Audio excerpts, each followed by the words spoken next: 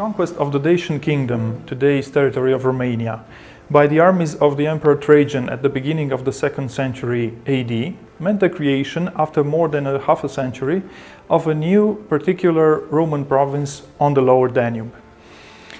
This time, contrary to the indications left by Augustus in his will, according to which Roman power should be limited in space to the natural borders, precisely in Europe by the river Rhine and the Danube, Trajan chose to solve a major security problem which had been asserting itself for almost 1 century, on the border across the lower Danube, of course.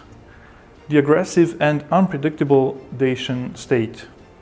After 2 bloody wars waged, on one hand by a huge number of professional soldiers, more than 10 legions and the auxiliary troops who accompanied them, and on the other by the warriors of a fundamentalist theocratic state, allied with most of the neighboring peoples, we learn on August 11, 106 AD, through a military diploma which offered the veterans of these wars the privilege of returning to hearth and home, of the existence of the imperial province of Dacia. The province was, from the very beginning, a militarized district, advanced in the barbarian world of the lower Danube.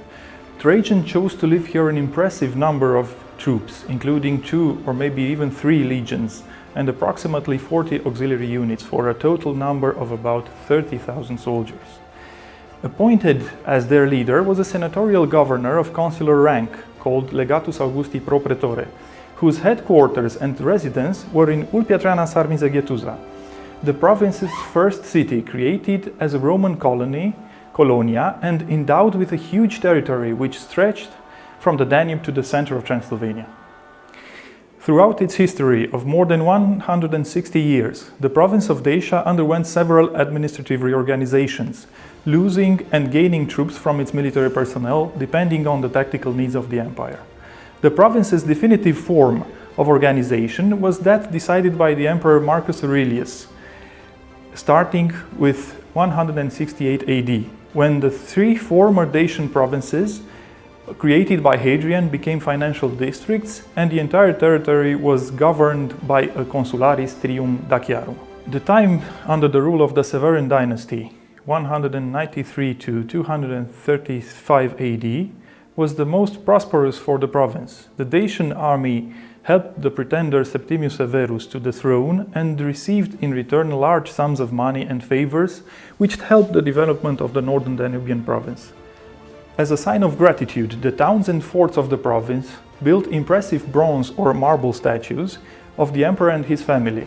Unfortunately, very few of these have been preserved to this day, but a multitude of statue bases, all of them with honorary inscriptions dedicated to the emperor and his family, bear them witness. The eldest son of Septimius Severus, Septimius Bassianus, was born in 188 at a time when his father did not yet hope to become emperor, and was renamed by the former as Marcus Aurelius Antoninus in order to create a dynastic connection with the family of the philosopher emperor and thus strengthen his claim to the imperial throne. Caracalla was an active emperor, a military rather than a politician, remembered in historiography as a tyrant with a soldierly demeanor. His relationship with the Roman Senate was always deficient, so virtually all his policies were oriented towards the army and the provinces. The year 212 AD remains a turning point in history thanks to Caracalla himself, who through his edict Constitutio Antoniniana granted citizenship to all free men living in the empire. In the same year, the emperor also offered all soldiers a substantial salary increase, the 2 measures which ensured the popularity he needed to secure the imperial throne. Immediately after, at the beginning of 213, Caracalla decided to embark on a provincial tour throughout the empire together with his mother Iulia Domna. He was not destined to return.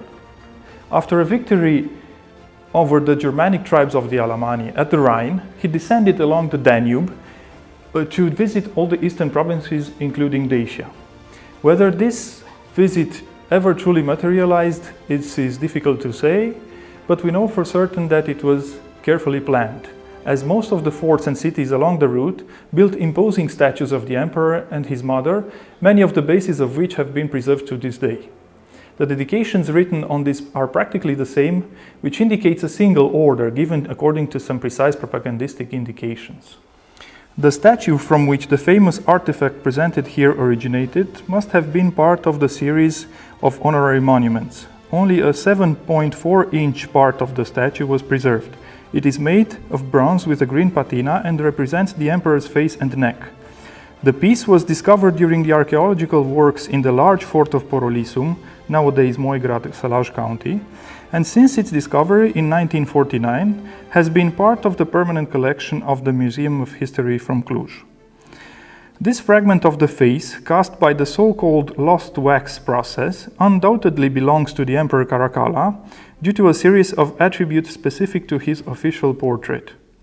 The wide face, strong jaws, beard present only on the jaws and chin, the thick and short nose, and the hairstyle.